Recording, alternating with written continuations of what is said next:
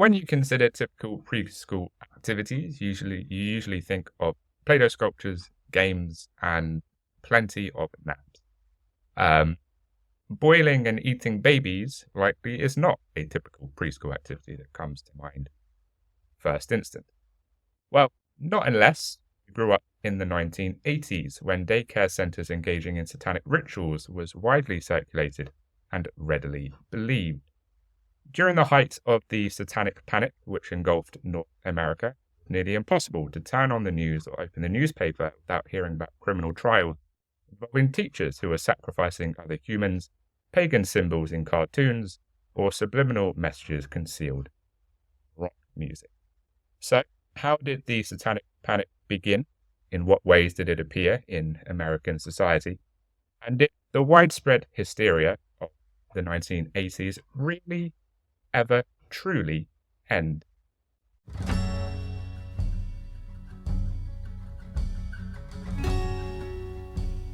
Hello, everybody, and welcome to this week's episode of Horror House. I am Dom. And I'm Amy. And we appreciate the hell out of you for being here. Not if you're sacrificing babies in your daycare. We don't approve. But if you are not sacrificing babies in your daycare centres, welcome. We're happy to have you. Amy, how are you doing? I know that you are battling yet another chest infection. Surprise, everyone. Yeah. Amy is ill. I know, again. Right? This is what happens when you have so much chest. You get multiple chest infections. So, yes, I have another chest infection, so I'm a bit croaky, and I apologise. I'm also, for the eagle eyes among our YouTube viewers, I have a shiner given to me by my dog. So, yeah, I'm doing great. I'm having a really good week, you know? You know when you just have one of those weeks and you get to the end of it and you think, fuck, I am on top here. I'm living. Yeah, that's the sort of week I've had. So, yeah, thanks for asking. How are you? I'm good. I'm running off the leftover monster that's still in my system and 3 hours of sleep because nice. The things we did, I'm barely conscious today. Amy is battling illness and got beaten up by her dog. But yet, the people, you people, we still record. We do. I should have come up with a cooler story than getting beaten up by the dog, shouldn't I? I should have said something way... What would your cooler story be? I don't know. Like, maybe I got jumped by a gang of youths and beat them all up and they came off worse or something. I don't know. But getting punched in the face by your dog isn't exactly cool, is it? Yeah. While Tank was getting off the sofa, it wasn't even in like a fight with Tank. No, I wasn't playing like we weren't wrestling or anything. It was literally just like he got spooked by something, got off the sofa, and used my face as his springboard.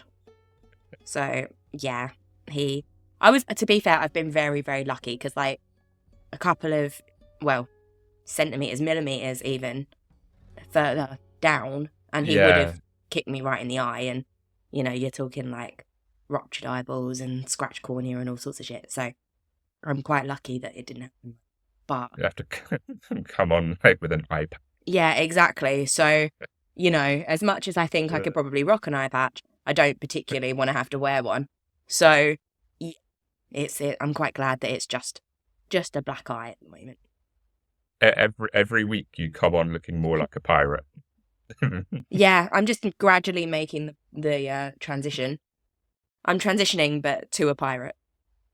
Oh, like in post, I'll like put in some birds on your shoulder. Or something. Please, if you wouldn't mind. Just, you know, it helps me out. You've been battling the illnesses, the plagues, the kung fu canines.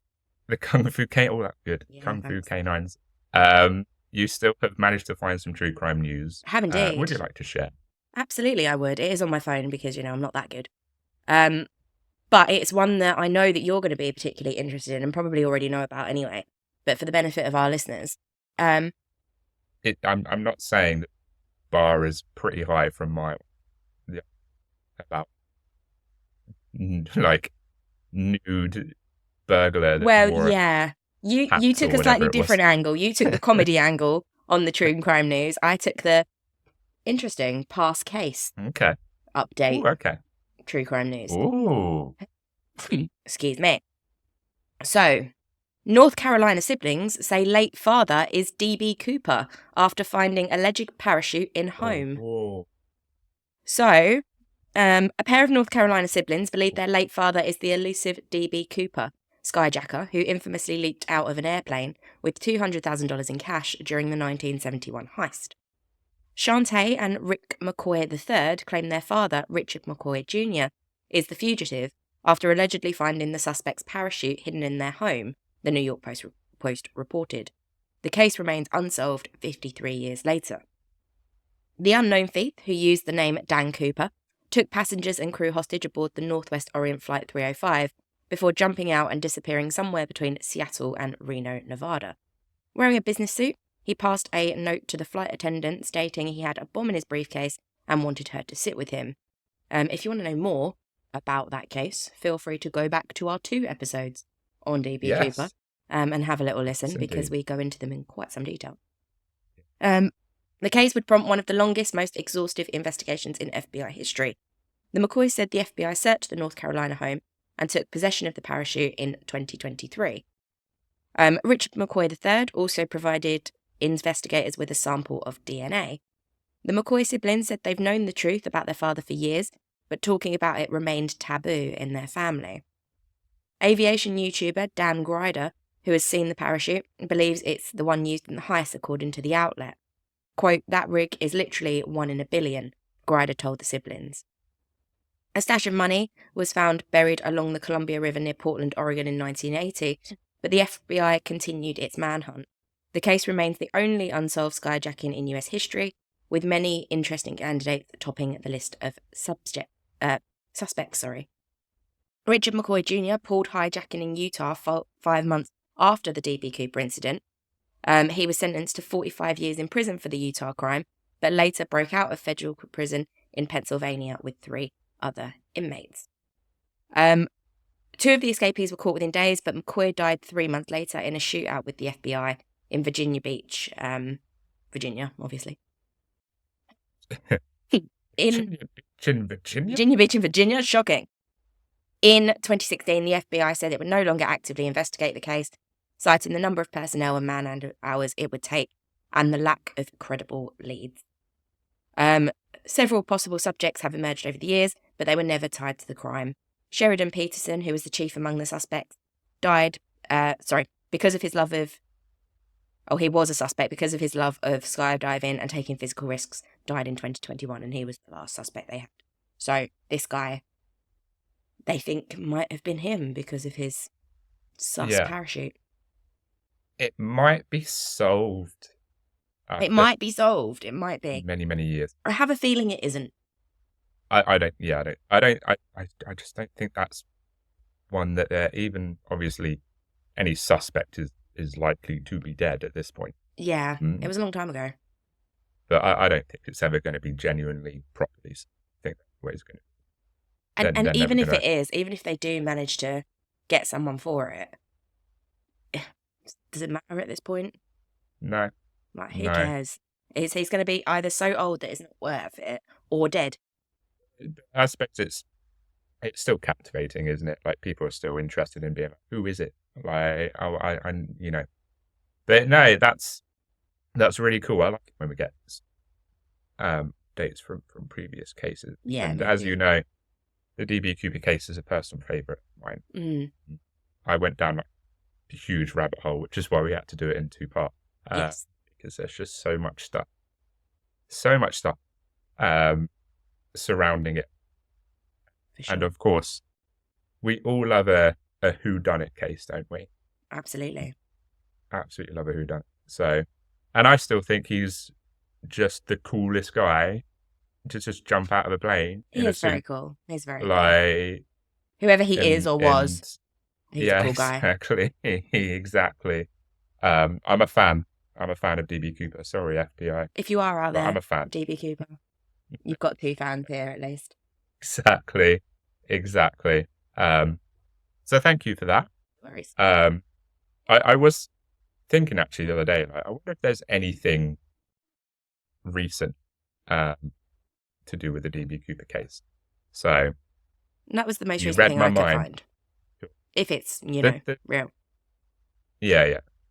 I'm pretty sure Netflix have a documentary about it. Yeah, I they can't remember do. what it's called, but Yeah. that was pretty. On to our topic for today. I'm assuming that you know a little bit of the Satanic Panic. Yes, as a practicing Satanist, I know a little bit about the Satanic Panic. Yay. Not so much the panic for me, but yeah. You know about the Satanic I know about Panic. the satanic part. Yeah. Yeah, it's one of those things, and one of those things that I still encounter occasionally, because I don't openly, depending on the situation, I don't openly put down my religion as Satanism, because it is still very, very misunderstood. And I think probably because of the Satanic Panic. So yeah, I know a little bit about it, but it's an interesting topic, and it's something that I think a lot of things, again, not without like jumping ahead case wise, I think a lot of things, crimes, genuine crimes, would have been put down to it and sort of brushed under the carpet as a result of it. And it's like, you can't just lump all of this stuff under this one banner in the hope that it will go away. Like, you have to still investigate these things as individual crimes, because that's what they are. So, yeah, it's interesting. It was a lot of fun to read up on, and it's a topic that I've wanted to do for a while. I was just finding a good place for it. Yeah.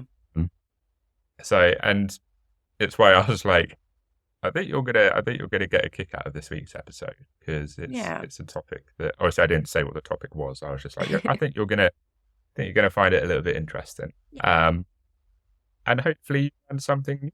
I hope so. Yeah, that'd be good. Fingers crossed, because otherwise that's going to be a very boring episode. I'm gonna learn why people hate me when I say I'm a Satanist. You hate my episodes at the best of times. That's not true. I love your episodes because I don't have to do any work. So, and I can die quietly, apparently. Cool. Are you ready? I'm ready. Whenever someone says that, I immediately think of SpongeBob. I'm ready. I'm ready. I'm going to get those. Don't know why that's found its way into a Satanic Panic episode, SpongeBob reference, but hey, SpongeBob is great. I mean, they're probably more connected than you think. It probably is, to be fair.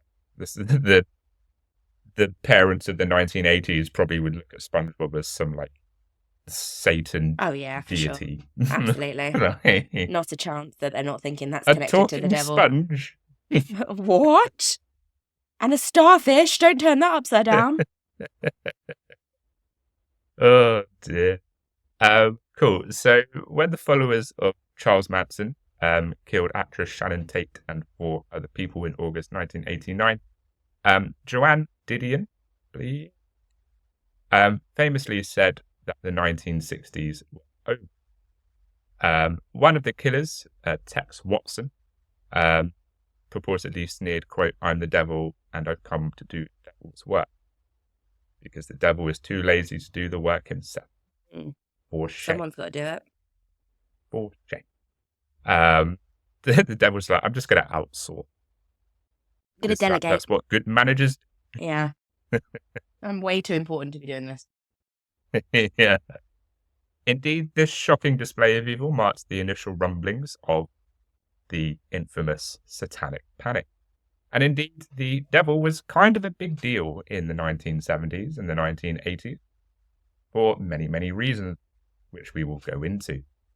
Novelist William Peter Blatty's The Exorcist, which, if you don't know, which I don't know how you would not know this, but if you don't know, is a tale of demonic possession that he said was largely based on a true exorcism carried out by the church, was a bestseller in 1971. The book was followed by a film adaptation in 1973 that continued those claims and was so shocking to audiences of the day that people fainted during the movie's screenings. Unless you're my mum. unless you're Amy's reference mum, last week's episode. who Who was sneaked in 13 and saw it twice. twice. Yeah. And who Descript AI was like a celebrity. celebrity, This woman's yeah. a celebrity. I mean, I don't know about Fair that. enough. She was quite well known back in the day, but she's not a celebrity. Don't tell her that. She'll let it go to her head. Amy's mum, you're listening, you're a celebrity. I stand. No, you're not. Then came films such as The Omen and The Amityville Horror, which focused on ghostly happenings and exploited religious imagery to make their story more plausible. In 1978, McDonald's, of all corporations, felt the need to publicly announce that franchise founder Ray Kroc was not a financial supporter of the Church of Satan. I bet you didn't think that you were going to learn that today, people. Yeah. It's a weird thing to have to come out to announce, to be honest. Like, I mean, many people, like so many famous people, haven't felt the need to come out and be like, I don't support the Church of Satan. Which, to be honest, if you are out there and thinking about a charity to support, they're actually a really good one to support. Currently one of the only charities in America that are fighting to provide abortions for people that live in states that don't allow it. So, yeah. There you go. Oh, what's Satanists doing the good work. Yeah, it's a good charity. Just do your research. But yeah, even Ronald McDonald was like, guys, I'm just selling burgers. Yeah. Like, leave me alone. Calm yourself. I'm just selling burgers and touching kids. Nothing to do with Satan. And also, like, terrifying adults with, like, the statues that terrifying. they used to have of him. He's so scary. He is. Like, yeah, I understand why a clown is a good mascot. Like, I get it in theory. But when you actually look at Ronald McDonald, he's fucking terrifying. He is. It's just not where I want to go. It's like, if I didn't love Nuggies so much, I'd probably rethink my choices. This story began when a woman in Ohio wrote to McDonald's to question why exactly Kroc gave 20% of the company's income to a demonic cause. Macca's dismissed his letter as ridiculous, obviously, because he would. However, that was until the letters didn't stop. In fact, they would start to. Eventually, the corporation was compelled to respond to the influx of messages asking why the Golden Arches was a member of a demonic cabal. On the Phil Donahue show, a parishioner reportedly told Reverend John McFarland of the Kenmore Church of God in Akron, Ohio, that she witnessed Kroc confess to being a follower of the Church of Satan. Which, what's the issue with that? It's wild. Mind your business? Yeah, it is. It's pretty crazy. Like, you're not admitting a crime. Do you know what I mean? Like, it's fine. Yeah. It's. Yeah. I think it is becoming more socially acceptable now. Like, I do admit it to people, and it's okay. But I think people, probably because of things that we're going to talk about, I think people think that when you say, "Oh, I'm a Satanist," or I, follow the Church of Satan or the teachings of Satan, they're like, "Oh, so you're, killing babies or sacrificing people or doing blood rituals," and actually, that's not the case at all. Yeah, exactly. But actually, just saying, "Okay, I am a Satanist," isn't a crime. So yeah, and literally none of your business. It's like no one else is turning around and going, "Oh my God, you're a Christian, so you nail people to crosses. Oh my God, how dare you?" Do you know what I mean? And that's like, kind of their whole thing. So yeah, bit of a weird one. Yeah, no, 100%. Like if Roy Kroc, is it Roy? Is it Roy or Ray? No, it was Ray. Roy. Is it Ray? No, it's Ray. Oh God, no, it is Ray. Ray Kroc. Yeah. Jesus Christ. You've not seen The Founder? Kroc... You got to watch The Founder. It's a great movie. I haven't actually. It's good. I do need. It has been on my watch list for a while, so I need to get on it. Yeah. But like if Ray isn't, and obviously he wasn't, at least not that I would not that I saw or found or read about. If he wasn't like, you know, doing human sacrifices in the McDonald's kitchens, then what is the issue? What's the issue? Like, Yeah, what is the issue? exactly. Sorry, the Burger King, I like, oof, Ooh. takes the attention off of our human sacrifices. Yeah, McDonald's. Yeah. Wow. Oh, you guys are so bad. They're just going out the back slaughtering cows and doing whatnot. Like, it's okay, guys, the heat's off.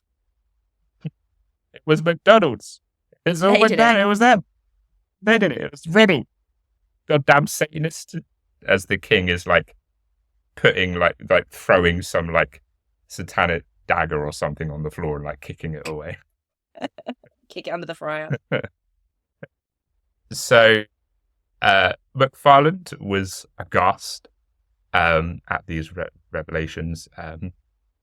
Although he hadn't watched the show personally, he still believed her when she told him about, you know, the Church of Satan and McDonald's intertwining, and included information in Moments of Sunshine, the church newsletter, and it would appear in other such publications.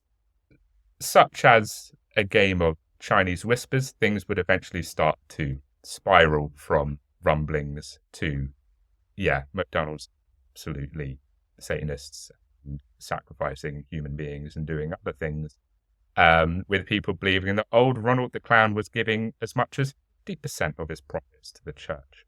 Satan. Right. Again, the absolutely Reverend, fine when Christians do it, but... Yeah, exactly. The Reverend was like, I did watch the show personally, but I've got no reason to not believe that this is... Yeah, absolutely. Totally feasible. From this woman who's written a fucking million letters to McDonald's headquarters. Yeah, absolutely. Totally normal behaviour. No reason not to trust her. So, because people were opposed to the idea of buying Happy Meals if part proceeds went to the Satanic Church, McDonald's sent executives out to churches with sworn statements from television executives insisting that Kroc never, ever uttered the words, "I am a supporter of the Church of Satan, and I give them a percentage of them." During his May 1977 appearance on the Phil Donahue Show, which was rerun in June 1978, Kroc made no mention of wanting to fund devil worship. In his letter, McFarland issued a retraction, probably sheepishly, I imagine. Oh, yeah. But it received far less attention than the initial rumor. The truth is much less exciting than print the myth. Someone making up like this outrageous claim. Mm-hmm. So don't believe everything you hear on TV, people. Like, no. God damn. It's all bullshit. Exactly. And that's coming from an ex-journalist. It wasn't just McDonald's, however, that was targeted for devil worshipping. The well-known household goods company Procter & Gamble was another significant business to be negatively impacted. All these rumors. Word would start to circulate in 1980 that 13 stars on its logo were actually the devil's insignia. Yeah. Sorry, I don't mean to keep laughing. Like, this is probably things that people genuinely believed, but like, yeah, they did. Come on, half of these things, if you just did a little bit of research, you would know it's just horseshit. It's just so ridiculous. I do have issues with Procter and Gamble though, like completely different ones. If they worship Satan, I might actually like them a bit more. But there's one of the very few companies left in the world that still test on animals. So. No, if it's made by P&G, I ain't buying it. Okay. My homies don't fuck with Procter & Gamble. No. I don't care if they worship Satan. Just stop having animals. Yeah, exactly. But yeah, well, yeah, like you said, even just using a bit of common sense. You know, because I get in like the 70s and 80s, the internet wasn't a thing, but still, like, just use a bit of brain power, and just be like, why would McDonald's even, you know, give a percentage of their profits to the Church of Satan? Like, why? What is the reason? And what Like, would you want them to do instead? Like, do you want them to give it to like a Christian church? Do you want them to yeah. do you want them to give it I, I, elsewhere, or what do you want? Like, as much as I state McDonald's all the time because they're this huge corporation and they don't pay their staff well enough and all this kind of stuff. But one of the things that I do vouch for them for is the fact that their charity, like the McDonald's charity, gives millions, like millions yeah, and they do. millions and millions of pounds a year to children's charities. And without that, a lot of those children's homes, centers for children just wouldn't exist. So they do a huge amounts of good. And just, I'm sure that was the case then as well. Granted, they weren't as established as they are now, but if that's something that is such a major part of a company's morals, then you have to believe that it was at the start as well. So when these news reports were coming out about, they give their profits to Satan or whatever, surely someone was looking at what else they were doing. Yeah. Because does it balance? Like, at what point do you say, oh, well, they are giving money to Satan, but also they're doing this. Are we going to let them off? Yeah, exactly. So like I said, Procter and Gamble were caught up in the beginnings of the Satanic Panic with their logo and the 13 stars. Obviously, the 13 stars. Sorry, I skipped ahead. So many people were steadfast in their belief that the 13 stars on its logo, representative of the devil, that the company actually had to set up a number for its customers to call in which they could listen to a recording, ensuring them that their soap was not being used to fund the Lord. Yeah. Need to call the number. No, I need some reassurance. And there's Can you imagine? There's just people that with totally separate issues. They're like, my wife's just left me. I've just lost my job. I'm having a really bad time. I'm going to call the Procter and Gamble number because at least then I know that my soap isn't funding Satan. Exactly. Like, come on, get bigger problems. Do you know what I mean? Like, it's really not. This shouldn't have to be a thing. I appreciate this was the 70s, but even so, come on. Yeah. Halfway through the wash cycle, someone's like, Fuck. "Wait, is mass being used to fund Satan? Are these suds for Satan? Shit! Yeah. I need to call this number a recording, which is probably some poor person being like, hey, your detergent is not being used to fund the Church of Satan. You're fine to wash your clothes." Can you imagine being that person, like going into work that day and they're like, right, we need you to record this message, and then read it and just being like, really? You want me to say this? Okay, I guess. I can't imagine many people are going to hear it because no one's worried about that, but sure, I'll record it. And then you're getting like millions of calls to this fucking number. Yeah, exactly. Ridiculous. Do we really need, is this necessary? And trust me, yes. Of all the helplines we could set up, you want me to do this? It's necessary. Okay. Sure, why not? Above everything else. Like, this is the one we need to, we have to put stop. Satan first. So, as for what the stars actually signified on the logo, shockingly enough, hold for gasps was not Satan. No. But the country's original 13 colonies. Even so, the company would just change their logo entirely to a different. Yeah, you'd recognise it if you saw it. So it's quite a common Procter and Gamble are like, fine. Is this what you want? We'll change it. Are you happy now? Yeah, it's one of those ones where like they own so many different brands that you don't even necessarily know that you're using them. So like, yeah, I used to work in sales for like a wholesale food company, and they own things like Knorr, like the like that make soup and shit like that. They own that. Yeah. Loads and loads of cosmetic brands like Herbal Essences, that's them. Just loads of stuff. So it always says it on the back. So if you, I didn't mean to like launch into a fucking thing here, but I'm going to. Don't worry about them worshipping Satan. It's the least of their fucking problems. If they are, it's actually not that bad. They do, however, test on animals. So if you ever pick up a product, look at the back and see that the head off, it will have their logo. And like I say, you'll recognise their logo. It's like a P and a G. It's like the P ampersand G. It's very obvious. And it's got that on it. Don't buy it. Choose something else because animals suffered. I'm going to have to like go through my toothpaste. Tresemme. See if Tresemme, that's theirs. About my deodorant, is that? I don't think that's deodorant. I don't think it is. I don't think Nivea is. No. But yeah, loads of. That's the overarching company, but loads of brands within it. Yeah. Yeah. That's pretty atrocious. Even children's characters weren't safe from the hysteria. For example, the He-Man and Snake Mountain playset was said to invoke demonic imagery because children could use a microphone to deepen their voices. Wow. Thundercats was allegedly designed to encourage Eastern mysticism. Of course. The Smurfs were blue and had black clips. This could be construed as being corpse-like, making the Smurfs members of the undead.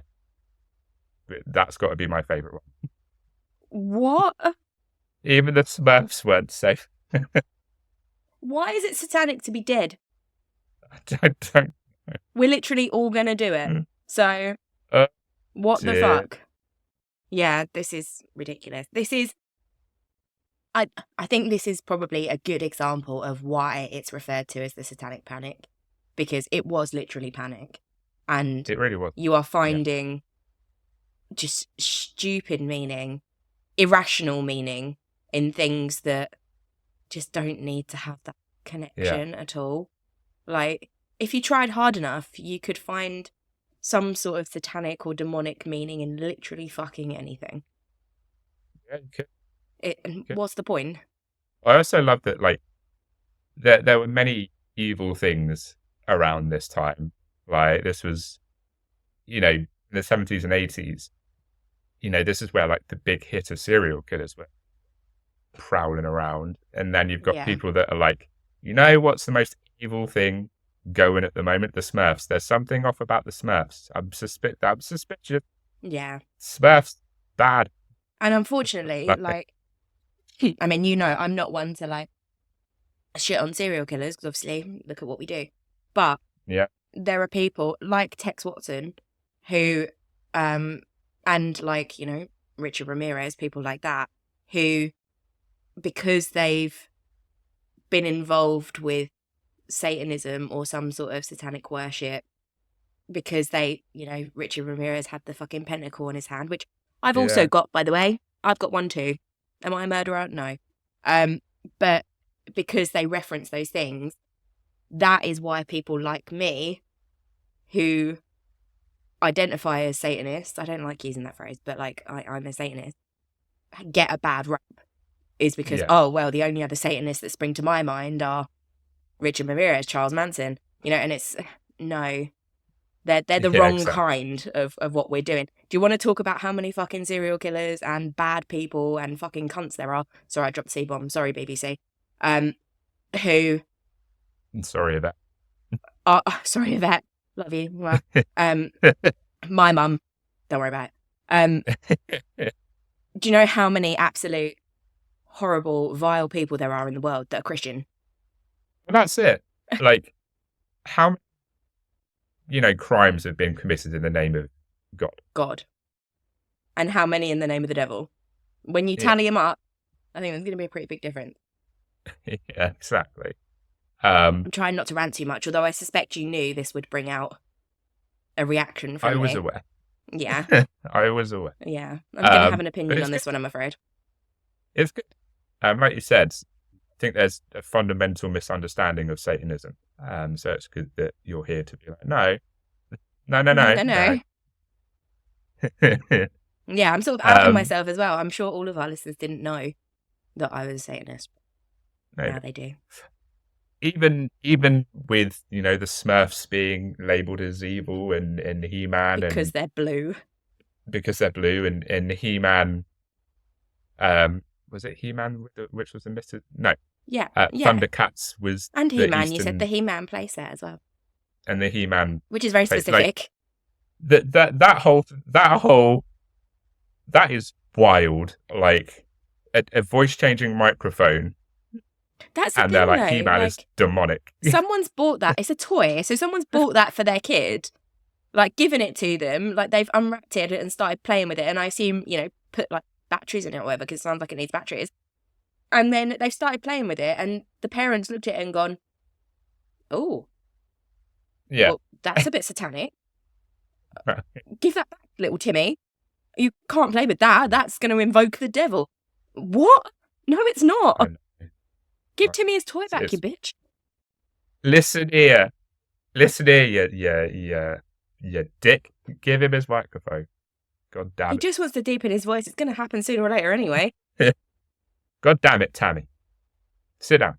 Yeah, you know she's a Tammy as well, like a Tammy Lynn. Yeah, don't you? Absolutely. Something like that. She's got a double barrel first name.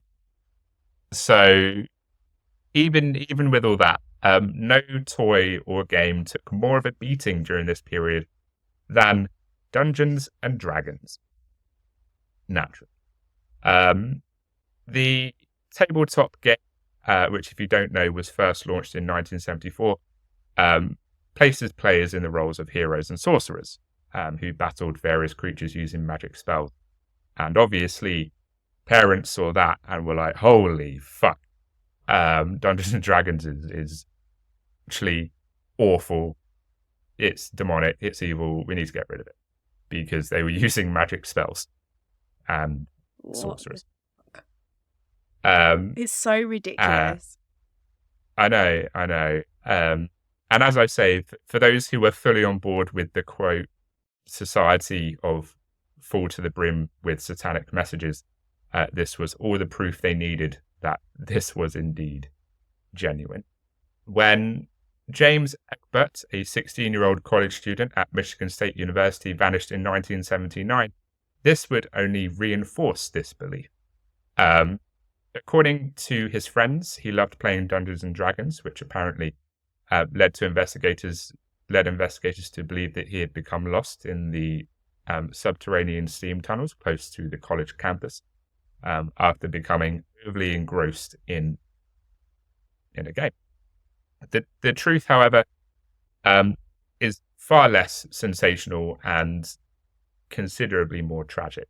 Egbert was reportedly anxious about a number of things, including the fact that he made such progress in school at such an early age. Due to personal issues, he had made the decision to run away. Unfortunately, shortly after, he would go on to commit suicide. However, his story of growing fixated on the game persisted, obviously, because they were like, no, it can't be anything natural and, just very sad. It has to be some sort. He can't just be sad. Like, he can't just be depressed. Not helped by the fact that his parents think he's playing a satanic game or actually just having a good time. Like, the one thing that was probably bringing him some sort of joy, his parents have put this fucking dark cloud over, which is just completely unnecessary. So like I said, his story of growing fixated on the game did persist. And in 1982, a television film called Mazes and Monsters was created to continue this narrative. In fact, parents did become so worried about D&D being the worst possible thing in the world that a group was started. Do you know what this group was called, Amy? I don't think I want to know. Go on. It's very, I don't know what, it's just ridiculous. So the acronym is BADD, BADD. Oh, but against something against dragons or against dungeons or something? No. Okay. So the group was called Bothered About Dungeons and Dragons. That also sounds kind of like if like some British parents were like, we're a bit concerned about Dungeons and Dragons. We need a group name. Yeah. And they were like, bothered about Dungeons and Dragons? Perfect. We're a little bit bothered about Dungeons and Done. Dragons. Yeah. It's just such a weird... Like, anything like this that comes up, like when people, even when you see like, you know, Karens or whatever, and they're complaining about something that's so minuscule and so like just irrelevant to anyone else really, I always think, I wonder what would happen if the brain power that goes into a group like Bad, like Bothered About Dungeons and Dragons, if they took that and put it on something that actually fucking mattered. Like, I wonder what we could do as a human race and as a society if we refocused all of that fucking wasted brain energy into something good. Yeah. You do wonder, don't you? It's hard to say for sure what caused this unease, although it might have had something to do with shifts in American culture. Young children were increasingly attending daycare while teens were left unattended as more mothers entered the workforce. In addition to the decline in institutional trust following the Watergate scandal and the Vietnam War, the mellow, dreamy music of the 1960s had lost its place on the radio to rock and heavy metal. It's that goddamn rock music those kids are listening to. It absolutely goddamn loud music that's on fuck's sake, Ozzy. Now. What have you done? God damn it, it's all Ozzy. Your fault. You're fucking bat eating. It's all on you, shit. Man. What have you done? However, the release of the book Michelle Remembers in 1980 would mark the beginning of the Satanic Panic in earnest. Released the day after Halloween in 1980, the book was presented as a non-fiction account written by therapist Lawrence Pazder and his patient Michelle Smith. And I use non-fiction account in the biggest of air quotes. In the book, Pazder described what he said was the real story of Michelle Smith, a patient who was hypnotized for more than 600 hours to bring back long-suppressed memories of her childhood involvement in a satanic cult. Michelle Remembers created a stir and was widely recognized as an authentic account of a horrifying underground cult because of its startling tales of abuse, sacrifice, and demonic ritual. The book would quickly become a bestseller, and Pazder and Smith began to appear on television. They would eventually get married, as I'm pretty sure I said. Oh, good. Which was a twist that I didn't see coming. Smith described the terrible events that had occurred to her as a youngster to astonished viewers. Then, according to Michelle, she was released and her memories locked away. So there were just a few problems with this authentic account of demonic cultism. Pazder maintained that Michelle Smith's recollections were genuine, however, they were not supported by evidence backing up claim. She claimed in the 1950s ceremonies were held in a cemetery in Victoria, Canada. However, no locals ever complained about anything odd occurring there. She also said priests in this sect had to cut off a finger, but no one in Victoria remembered anyone walking around missing a digit. Michelle's body showed no signs of abuse, which was explained away by the perfectly logical fact that St. Mary had miraculously removed all signs of said abuse. Well, that was nice of her. I know, right? How caring. Yeah, thanks, Mary. Cheers, Mary.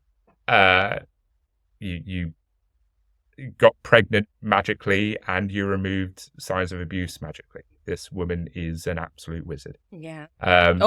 Maybe she should be in D&D. Maybe. Don't play D&D, St. Mary. Yeah, they'll come for you. 1955, 1956 St. Margaret's School year and statements from Michelle's father and 2 sisters also contradicted the narratives. That contradicted the narratives were also not explained. A picture of Michelle attending school and looking healthy is included in the yearbook from November 1955, even though Pazder's book claims that Michelle was confined to a basement during that month. Okay. So it's not looking good for this genuine account of cult activity. However, even with this lack of evidence that was, even with the lack of any evidence that this was genuine, the book was a massive success. Michelle would state, quotes, "I think today it's very, very wise to take a good hard look at where you place your children," Smith from, into whose care you place your child, end quote. And people would do just that. And while some of the examples we've talked about so far in this quite long part 1, I do apologize, avian listeners. While some of the examples talked about are, kind of silly, and we can have a chuckle. Obviously, the suicide is not. That's a very unfortunate and sad result of this hysteria. The Satanic Panic would lead to some genuinely serious and quite life-changing consequences. But before we get to those, I think now is a good time to take a little break. Amy, what do you think? I agree. I think part of the reason that part 1 was so long was my fault. Too egged up, so I'll do my best passionate to stop that for part 2. But yes, I'm ready for a break. Cool. We shall see you back here in a few minutes.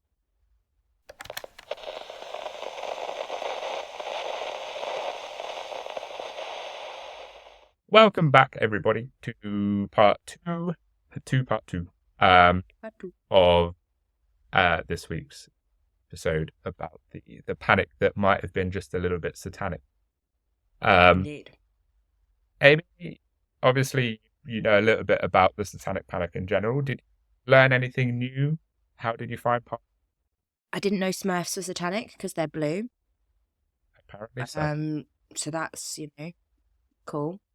And I learnt that Ray Kroc, who founded McDonald's, was not a Satanist. So shockingly enough. Neither of which massively affect my life, if I'm being honest. Yeah. But hey, I know it now, so that's good. Indeed. Yeah. Indeed. Yeah. So yeah, it's some of those, like I said, some of those examples were just a little bit funny. Just people being a little bit silly. Yeah, exactly. I didn't even put in the whole, was it Judas Priest sued or had to go to court because they were labelled as Satanists because there was some subliminal messages. A few cases of that, to be honest. In there. I'm sure there were plenty of bands that were having moments where they were being labelled as satanic and they weren't. And yeah. Because it was the whole, if you played a record backwards, there would be some demonic message. Then people were like, it's fucking Satanist. Yeah. So if it sounds like it could be played backwards for a satanic message, then it's probably really good music. Oh, yeah. 100% agree. Yeah. 100% agree. So yes, some quite just ridiculous examples of common sense not being particularly common. In part 2, however, we sort of go into the more the serious consequences of such an episode of mass hysteria involving daycare centres. Amy, are you ready for part 2? As I'll ever be. Okie dokie. So, the Satanic Panic would escalate from a gentle simmer to a full-on bubbling boil in the summer 1983, with the McMartin Preschool being at the very centre of it. A woman named Judy Johnson, double J, told the police that her 2-year-old son had been sodomized at his daycare, which is McMartin Preschool in Manhattan Beach, California. This would trigger a massive investigation that went back 2 decades and eventually grew to include 7 employees of the preschool and 360 children who said they had been abused. The children made increasingly strange statements as the investigation went on. A teacher was reported to have flown through the air. Others said they were made to watch other children being sacrificed. The Children's Institute International, a child advocate organization in charge of questioning the children about their terrible experiences, was at the center of this sensational story. Picture one of the preschool kids yeeting this teacher because they weren't allowed to make dough or something. Yeah. It's How dare you knock down my Play-Doh tower? Yeah. Just picks up this full-grown. I'm out. In an attempt to support the McMartin Children's, that was way too hard to say for no reason. Revelations of abuse. Key McFarlane, a social worker with the Children's Institute International, created a new method of questioning children using anatomically accurate dolls. Unfortunately, a lot of the children were forced to repeat or fabricate allegations of abuse, including specifics of satanic worship, after hearing categorical comments like, quote, "We know what happened, just tell us." Good. Yeah, this is not a great method of questioning. It's not ideal, is it? It's not the best. No, because obviously if you'd say that to a child, then a child's just going to be like, "I'll just tell them what they want to hear." Yeah, I just want to get out of here. Yeah, exactly. And obviously, on the back of that, one man recalled his childhood interactions with investigators in a 2005 interview with the Los Angeles Times. He claims that he would be questioned repeatedly until he learned to just give them the answer that they wanted to hear. Many of these methods of interviewing were thankfully and unsurprisingly shown to be ineffective. The children's assertions were never substantiated by any tangible proof, and some of them later acknowledged lying to give authorities what they wanted to hear. Which obviously, if you're going to just pound the same question to a child, eventually the child's just going to be like, you know what, I just want to go home. They'll just cycle through answers until they get the right just one. Fine. Yeah.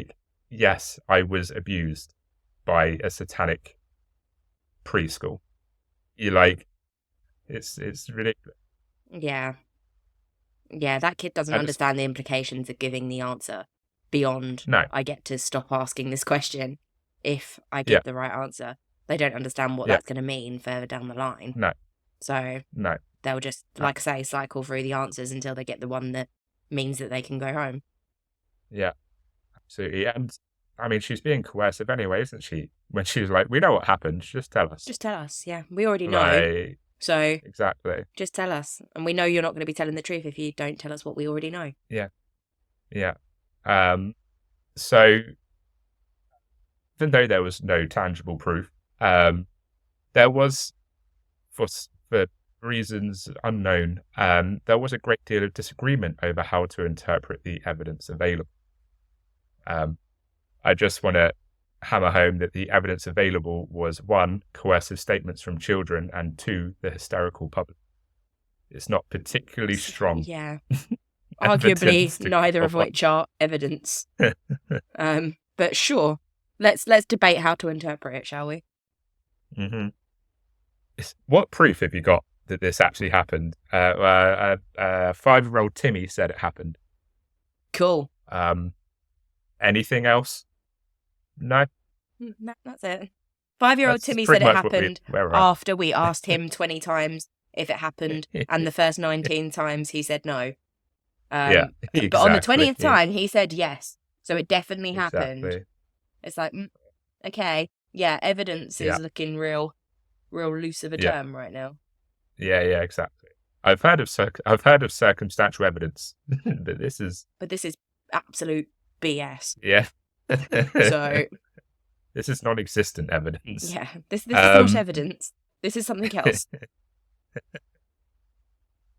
So, unsurprisingly, media coverage of the defendants in the McMartin trial, which was Ray Buckey, who I believe was a teacher, and Peggy McMartin, was relentlessly negative during the McMartin trial, concentrating solely on the prosecution statements and pretty much ignoring the defense entirely. It is thought that testimony against the accused was actually swayed by Michelle Smith and other Brilliant survivors' meetings with trial. Because that's a trustworthy source. She's Yeah. obviously someone in the know about satanic cults that probably didn't exist. She's the fucking expert. So let's get her opinion on the matter, shall we? Oh, wait until you hear what experts they brought in later in the case. Oh God, if you, I swear to God, if you say the names Ed and Lorraine Warren, I'm gonna be incredibly upset. No. Okay, good. No, I can see why you would think that. Because well, I mean, fuck knows Lorraine at this would probably point. look at this. They could be. You could easily have said like that was my first guess. My second guess was Ronald McDonald. Like who fucking knows? Anyone at this point. Wow. Let's bring in actual Satan. Let's bring in Lucifer to really weigh in on this case because apparently nothing matters anymore and we're all off the fucking wall. So let's go for it. The defense during the trial are like, we would like to call our surprise witness Satan. And Satan's just like, right, guys have been throwing my name around. And None of this shit is to do with me. I don't care. I'm not a fan. Like, I'm just down in hell, living my life. And now I've got called waiting up for here you fuckers to come down. to this goddamn trial. I don't give a shit what you do up here. I'm just waiting for you. Procter and Gamble had to change their logo because of you. Yeah, it's a great logo. What's your fucking problem? And leave McDonald's alone. Leave McDonald's alone. Where would I get my 20 box of nuggets? It would be if we could genuinely, like, again, again, this is going to, like, probably contradict some of what I said earlier in the episode. I don't believe in Satan as an entity. I don't believe in him as or they, or whatever, as, like, an actual being. Deity, yeah. But how much easier would so many things be if you could call him as a witness? True. Because, like, you could be like, oh, okay, I don't know, like, Ramirez, Satan told me to do it. Literally get Satan into court.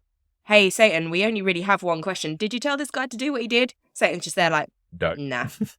Okay, no further questions, Your Honour. Satan's like, this has got nothing to do with me. Why am I here? I don't Again? know why I've been dragged into this. I'm literally a professional witness at this point.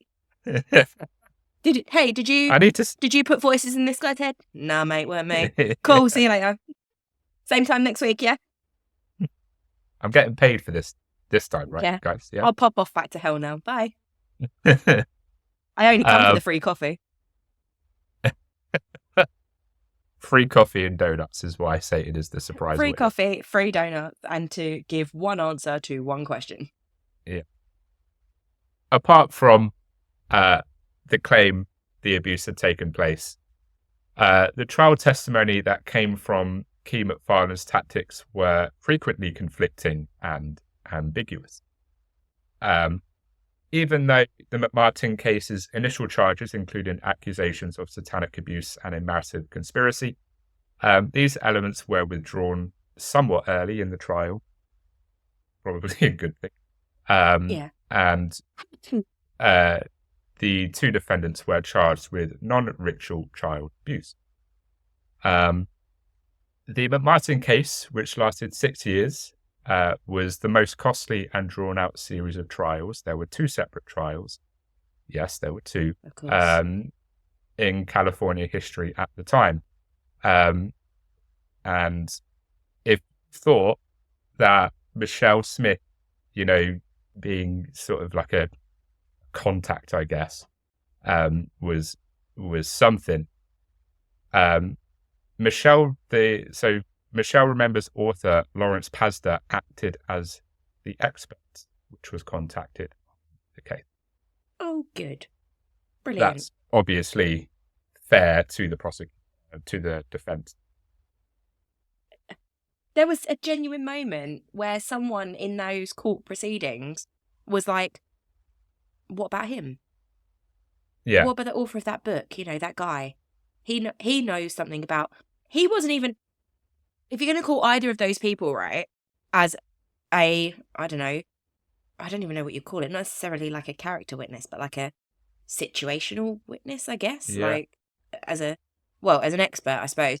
Then surely you call the person that was in the cult.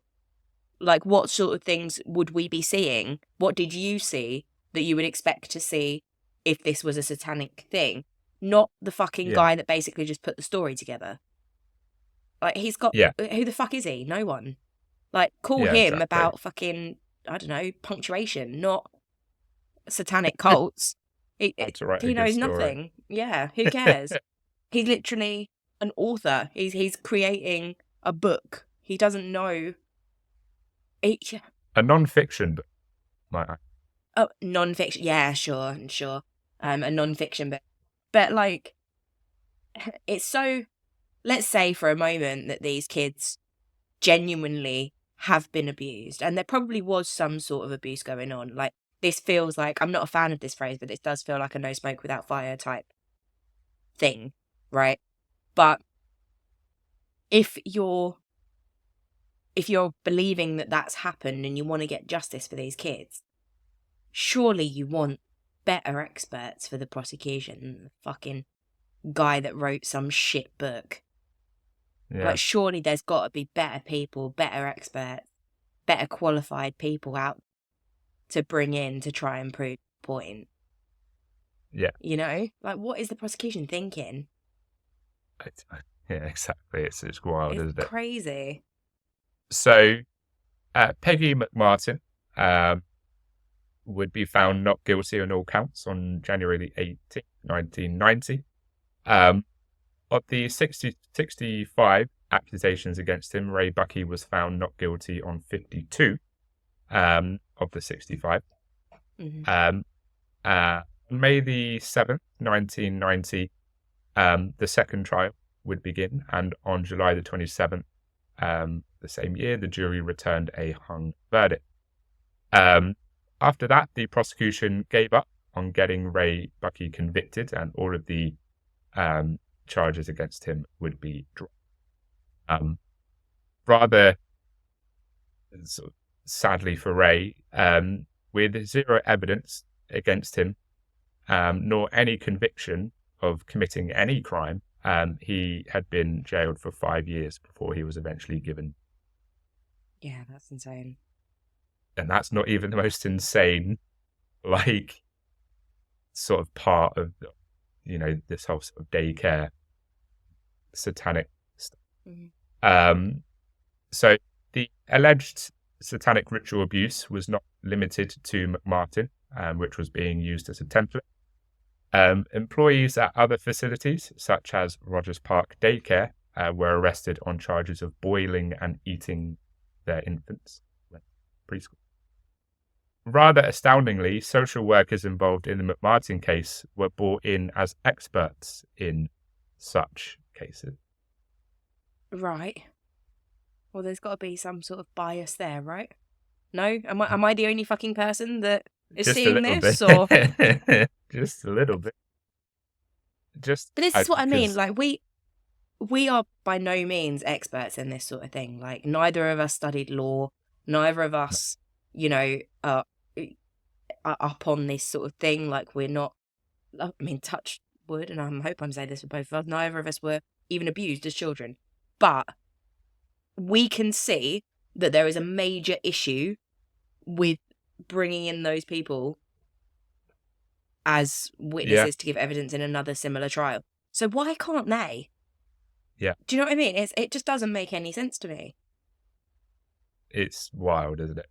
It's It's just, wild. yeah. Like, in another case with considerably worse repercussions, Dan and Fran um, Keller of Texas were convicted of serving blood to children in their daycare. Heinous crimes. Heinous. Anus. Either way, it's all bad. They would serve nearly 22 years in prison before being released and declared innocent. Almost 22 years. That is disgusting. That is, and that's so easy to either prove or disprove as well. Like, that shouldn't be. No. Why did it take 22 years? That's just so easy to disprove. So why did it take fucking 22 years? That's mental. I would come out and I would be like, right, I am suing. Oh, I'm suing everyone I can possibly get fuckload of money. Anyone that's had any tiny part in keeping me in jail is getting fucking sued. So the consequences don't stop at that either. Obviously, there was a massive mental toll on the children who were forced to discuss, boiling and eating, other children and drinking blood and being sodomized and abused and all this other stuff. As well as the parents who spent years believing their children assaulted, though saying that I'm a bit more sympathetic to the children, especially as of course. There was no evidence at all that satanic ritual abuse occurred. Obviously, then I can't say if there was abuse just in general, but there certainly wasn't any evidence that was satanic ritual abuse. So through the end of the 1980s, the Satanic Panic would continue, and television hosts like Geraldo Rivera and Oprah Winfrey would give the subject airtime. Geraldo calculated that more than 1 million Satanists were active in local communities nationwide, fostering the belief that the devil was always lurking just on the corner. However, the notion appeared to vanish after the McMartin case was disproved and the Department of Justice declared there was never any proof of any ritualistic satanic sex abuse groups. And parents would go on to worry about other things, such as those violent video games that we were playing. However, did the Satanic Panic really go away entirely? Maybe not entirely. At QAnon, a group that believes in covert cabals that torture children and perform satanic rituals, could be a similar example of Satanic Panic today. Similar to the Satanic Panic, members of the group think they are shielding kids from unimaginable, almost unseen threats. So why did the Satanic Panic endure for as long as it did? Some individuals think that, such as the Salem witch trials, it was a classic example of widespread hysteria. Children appeared to be in danger, which gave urban tales a newfound vigor. In other cases, people were just free to believe whatever they wanted to believe because there was no proof to disprove what they wanted to believe. And as bizarre as it may seem, in a way, we still tell similar stories even today, from killer clowns to strangers lurking in the back seats of cars. And that is our episode on the Satanic Panic. Amy, what are your thoughts? Oh, they are plentiful. They are bountiful. They are bountiful and copious. Yeah, I think this is exactly that. It's mass hysteria under the label of Satanism. And there has been mass hysteria about many, many things over the course of history. Again, like the Salem witch trials was a perfect example, or just, witchcraft in general. Because we have our own sort of versions of witch hunts over here in the UK and all over the world. Yeah. And it happens, and it's terrifying, but this is one that it does endure, because there's still generations that are alive now that remember these stories, and they are fed into, as I mentioned earlier, by things like, Richard Ramirez saying that the devil told him to do it, and Charles Manson saying, that he was in league with the devil and worshipped Satan, and Son of Sam as well. Son of Sam. The list in terms of killers and like horrific crimes is endless that have been sort of laid at Satan's doorstep.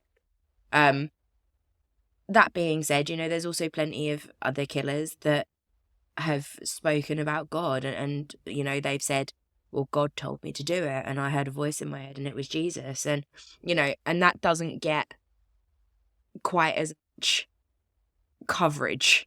It doesn't gain quite as much traction, because obviously Satan is evil and God is good, and therefore, I think there's a tendency to lean when someone says, oh, I heard a voice in my head and it was God. The people are way quicker to go, okay, that person is mentally ill, as opposed to someone that says, I'm a Satanist, I worship the devil. That person is also ill. Yeah. But instead they get branded as evil. And it's very glamorized in a lot of ways, like the blood pentacles on the wall, and goats' heads in beds and that kind of shit. It's very spooky and horror powered, and it makes a good story. So I get why people still grip onto it and still worry about Satanism in general. But like I say, there's many of us who look at Satanism as, I wouldn't even necessarily call it a religion, if I'm being honest. It falls under that category of, like you're marking boxes on forms, but I wouldn't even necessarily call it that. It's more of a way of thinking and a way of living. And as I will tell anyone that will listen and anyone that wants to have the conversation with me about religion, the main principle of like what I would call true Satanism is about doing no harm to other people. Like you live your life with your own free will, exactly the way that you want to live it, and as long as that doesn't hurt anyone else, nothing else matters. And that is like I'm obviously massively paraphrasing, but that is like the whole idea of Satanism. It's do as thou wilt, and that's it. And the people that say, oh, I killed in the name of Satan, don't get me wrong, I'm not trying to say that there aren't people out there that are potentially killing people because they think they're sacrificing them to Satan, or they're doing blood rituals for Satan, they're invoking powers that they don't fully understand and shit like that. I don't deny that those people exist, and what they are doing is bad. Like, it's not a good thing. You shouldn't be hurting other people to get what you want. That's not what it's about. But those people should be treated in the same way as anyone else if they said that they were doing it for a deity, for a higher power. They're not evil. I mean, if evil really exists, they're not necessarily evil. They're probably just incredibly mentally ill, incredibly misguided, and need help.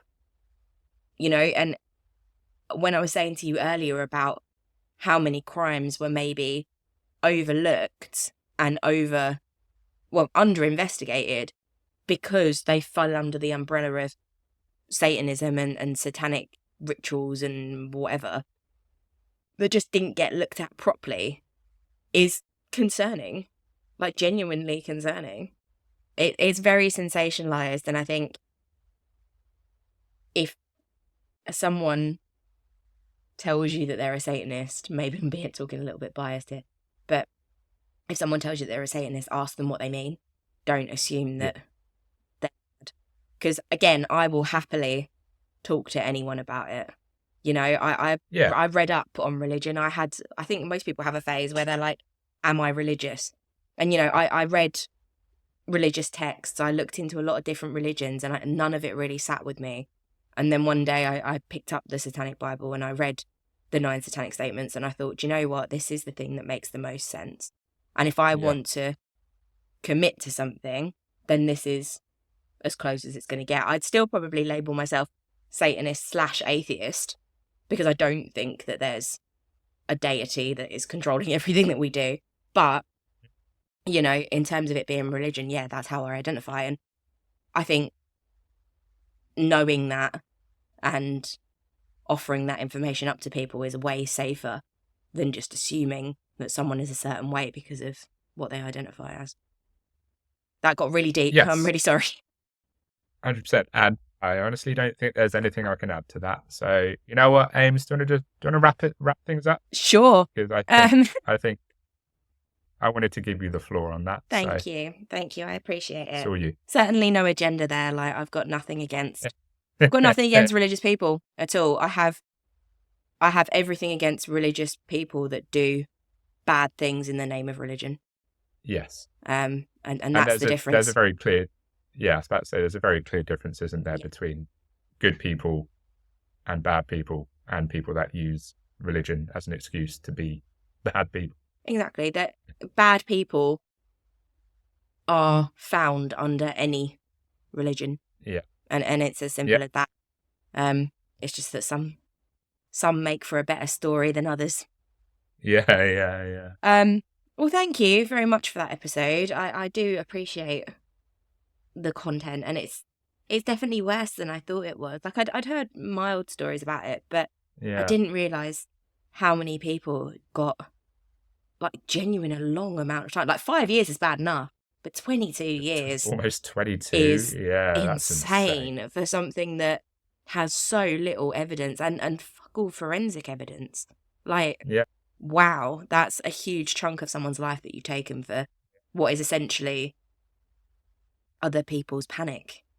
Yeah. And that's it, really. You know, like, don't get me wrong, the overarching message of be careful where you send your kids. Absolutely, of course. Like, you know, they're your children. You make sure they're in a safe environment. But letting your, I don't even know if it's your imagination, but like letting your mind go to a place where you think that that's happening. Like, at least go and look for yourself, you know. Don't just believe what other people say. Okay. It's crazy. But yes, thank you very much for that episode. And thank you, listeners / viewers, for listening / viewing. Sorry if I coughed the entire episode. I'm still suffering. It won't be next week, I promise. Well, I say that, I'll probably catch it again. Who knows? But probably. You know, just get rid of one, bring the next one in. If you would like to support us, you can do so in many, many ways. You can leave a comment on this episode. You can leave a like on this episode. You can subscribe to our YouTube channel.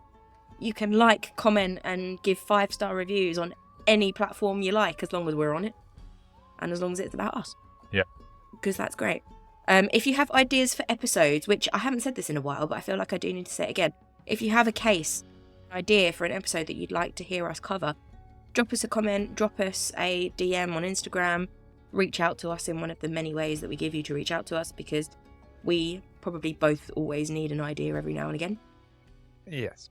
And it's nice to do ones that we, you know, that are requested by listeners, because that's why we do this most of the time. If you would like to drop us a bit of money, you can do so. There's the Buy Me a Coffee link, and you can chuck us a few dollars for some caffeine. Or in my case, some cough medicine, because that's basically what I'm spending all of my money on at the moment. And concealer to cover my fucking black eye, because my dog beats me up. So, thank you very much for listening. As Dom said at the start of the episode, we appreciate the absolute fuck out of you. We're going to be going through our Spotify Wrapped very soon, and we're hoping to see some nice things there. So thank you for all your support. And we look forward to another year of it. But until next time and next week, stay spooky. Stay spooky.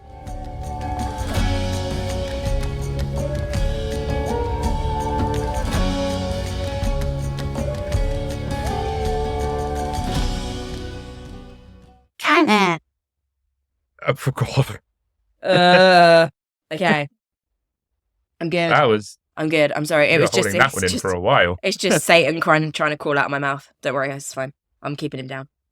Satan Oh. is had enough He's of done. the hysteria. He's Yeah. coming up. He's like, right, you know what?